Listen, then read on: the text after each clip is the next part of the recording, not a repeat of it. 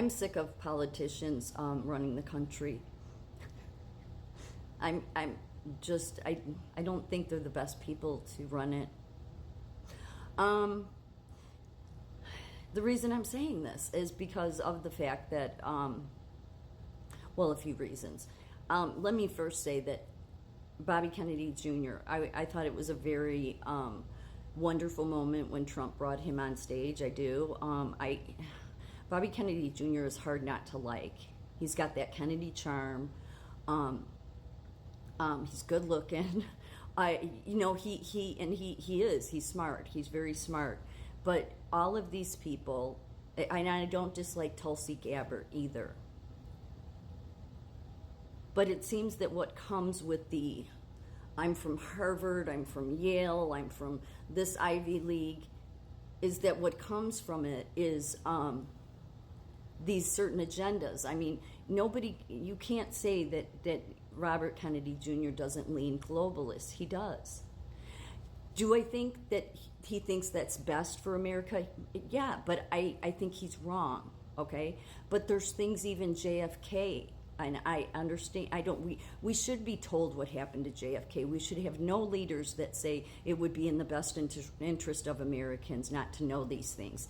That is, in my opinion, that you can say that you're making a decision as a leader, but you really should check with God, because God was very much about the truth. Just a side note here, there's a reason in America that we don't allow people that weren't born in this country. There's a reason you have to be born in this country to be president.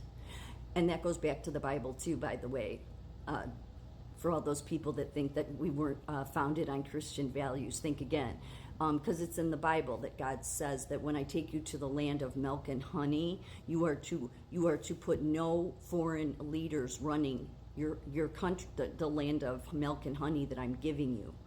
And there's a reason for that, because God was not as diverse as your far left radical liberals.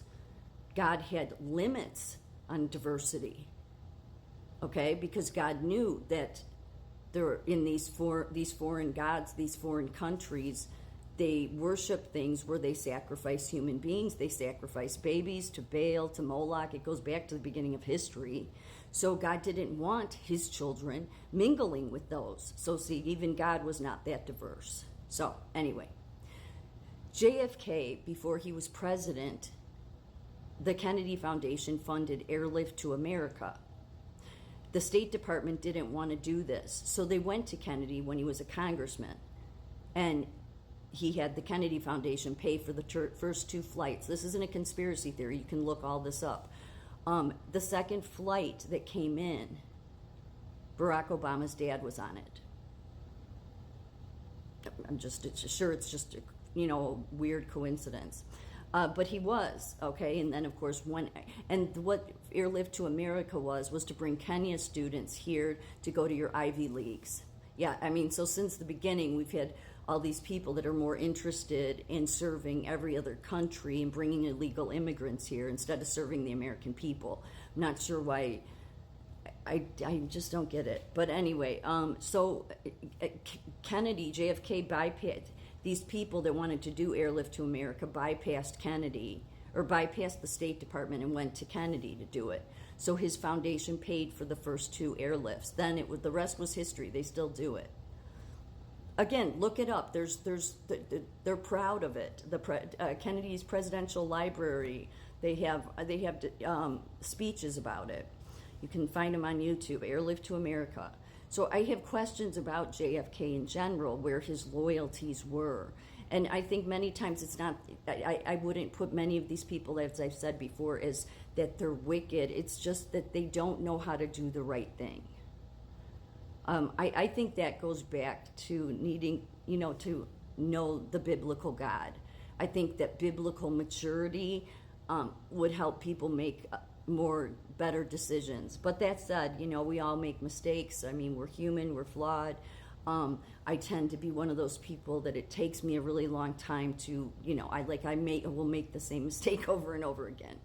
Like many people do. I don't always learn the first time. So I'm trying not to be judgmental here. So I did like seeing Donald Trump bring RFK Jr. on the stage. I liked seeing Bobby Kennedy Jr. endorse Donald Trump because I thought it was an epic moment, really. That said, I don't align with what Bobby Kennedy Jr. does because he doesn't want to get rid of regulatory agencies. He wants to clean them up. And in my opinion, America wasn't supposed to be about a bunch of regulatory agencies. And all we've gotten is regulatory agencies, many that came in under JFK. Yet I see video after video of, of all about, what's his name? JFK Jr.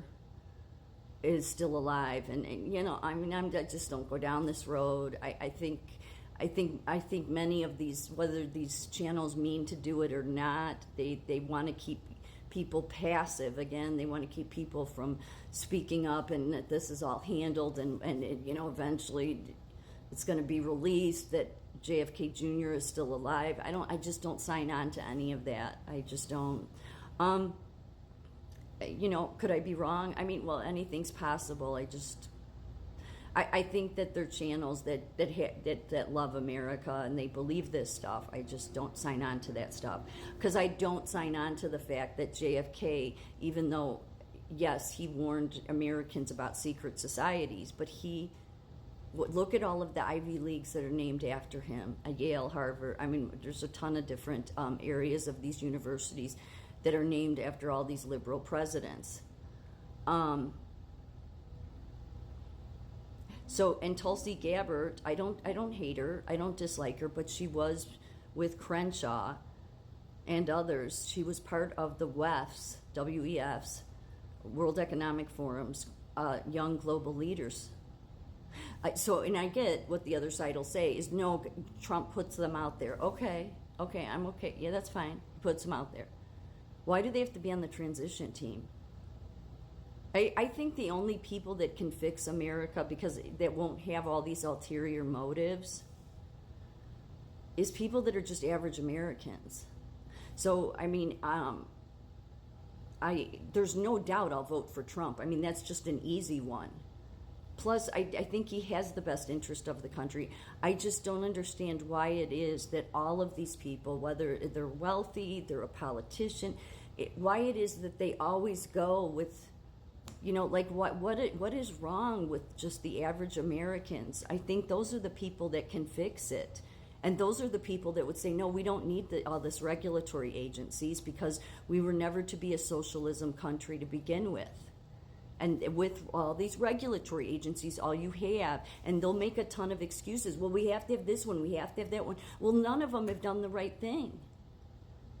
And also like Patrick Bet-David, okay, is, saying that Zuckerberg everybody knows, I think by now, right, about Zuckerberg's letter saying that he's sorry and that he did silence people about Hunter Biden's laptop, and he did silence people during election time, and it was because he was being pressured by the government, and he shouldn't have done it. And then Patrick Bet-David says, so he's manning up, and it's like, are you a man, Patrick Bet-David? Like, really? He's manning up? No, he's not. He just doesn't want to go to jail. He's just trying to cover his own ass, okay? The true man would have never gone along with what the government wanted to when it came to censorship to begin with. The true Americans that have strength, that have a moral compass, are the people that will fix this country. It won't be these idiots.